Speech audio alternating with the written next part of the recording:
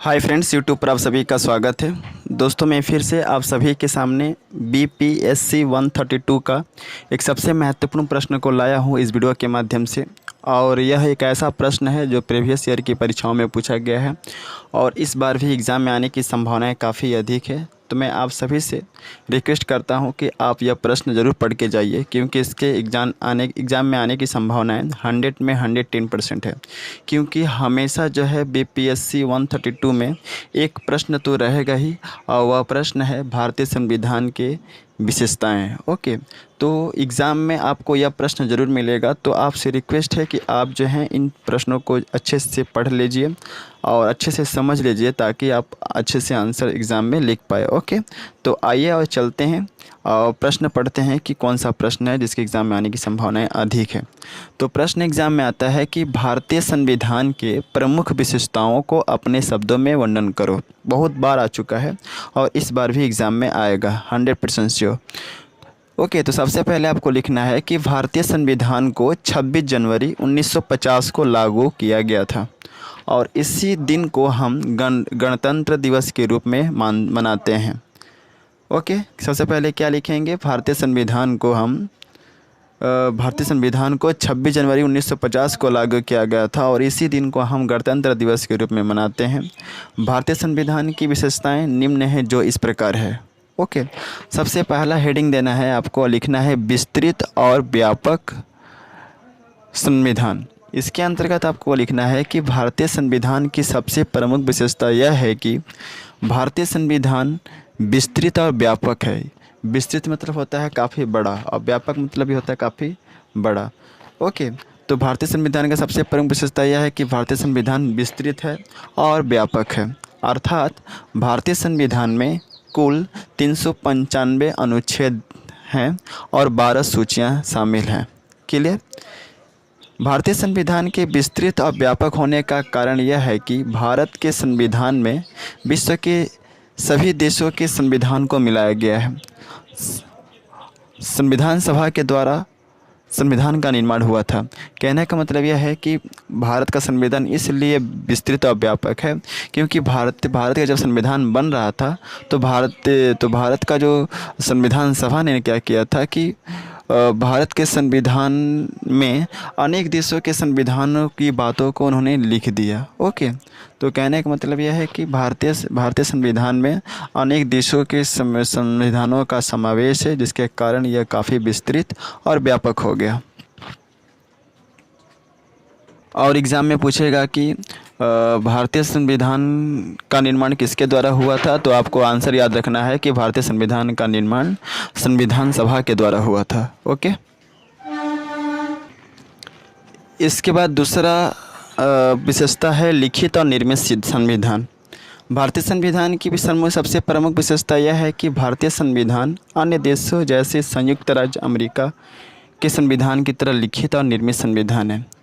दूसरा हेडिंग क्या देंगे? लिखित और निर्मित संविधान। इसके अंतर्गत आपको लिखना है कि भारतीय संविधान की सबसे प्रमुख विशेषता यह है कि भारतीय संविधान अन्य देशों जैसे संयुक्त राज्य अमेरिका के संविधान की तरह लिखित है और निर्मित संविधान है। क्लियर?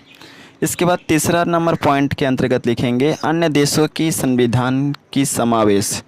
इसके अंतर्गत आपको लिखना है कि भारतीय संविधान की सबसे प्रमुख विशेषताओं में से एक विशेषता यह है कि भारतीय संविधान में अन्य देशों के संविधान का समावेश है। बताया था ना कि भारत का जब संविधान बन रहा था तो संविधान सभा ने अनेक देशों के संविधान को उसमें मिला दिया।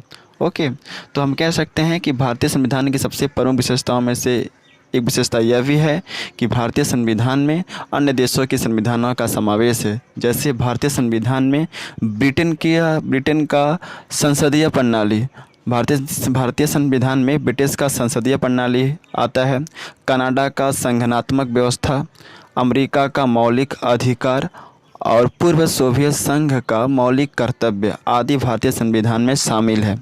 ओके, तो हम कह सकते हैं कि भारतीय संविधान में अन्य देशों के संविधान भी शामिल है, जैसे ब्रिटेन का संसदीय प्रणाली, कनाडा का संघनात्मक व्यवस्था, अमेरिका का मौलिक अधिकार और पूर्व सोवियत संघ का मौलिक कर्तव्य।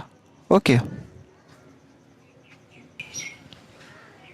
इसके बाद आता है नेक्स्ट हेडिंग, वह है कठोर और लचीलापन। इसके अंतर्गत आपको लिखना है कि भारतीय संविधान की प्रमुख विशेषताओं में से एक प्रमुख विशेषता यह है कि भारतीय संविधान कठोर और लचीलापन है। अर्थात कठोर का मतलब यह होता है कि इस संविधान की संशोधन की प्रक्रिया जटिल होती है, जबकि लचीलापन का अर्थ होता है कि संविधान के संशोधन की प्रक्रिया सरल होती है। तो कहने का मतलब यह है कि कठोर और लचीलापन जो है भारतीय संविधान की प्रमुख विशेषताओं में से एक है, क्योंकि भारतीय संविधान कठोर है और लचीलापन है। अर्थात कठोर का मतलब क्या होता है कि संविधान की संशोधन की प्रक्रिया जटिल होती है, जबकि लचीलापन का अर्थ होता है कि संविधान की संशोधन की प्रक्रिया सरल होती है। यानी हम किसी भी संवैधानिक बातों को अगर हम संशोधन करना चाहें तो वह सरल है। ओके। और कोई कोई संवैधानिक जो बातें हैं वह कठोर होती हैं। तो इसमें संवैधानिक मतलब कहने का मतलब ये है कि जो संविधान है वह कठोर भी है और मतलब जटिल भी है और सरल भी है। समझ गए ना? बस आसान भाषा में समझना है कि संविधान जो है वह जटिल भी है और सरल भी है। जटिल क्यों है? क्योंकि बहुत सारा ऐसा संवैधानिक बातें हैं जिसको संशोधन नहीं किया जा सकता, लेकिन बहुत सारी ऐसी बातें हैं जिसका संशोधन किया जा सकता है। इसलिए हम कहते हैं कि भारतीय संविधान जो है कठोर और लचीलापन से भरा हुआ है। इसके बाद लिखना है धर्मनिरपेक्षवाद। इसके अंतर्गत आपको लिखना है कि भारतीय संविधान की यह विशेषता है कि भारतीय संविधान में धर्मनिरपेक्षवाद है। अर्थात भारतीय संविधान के अनुसार भारत में किसी भी धर्म के मानने वाले लोग, किसी भी जाति के लोग बिना किसी बाधा के आसानी से यहाँ रह सकते हैं।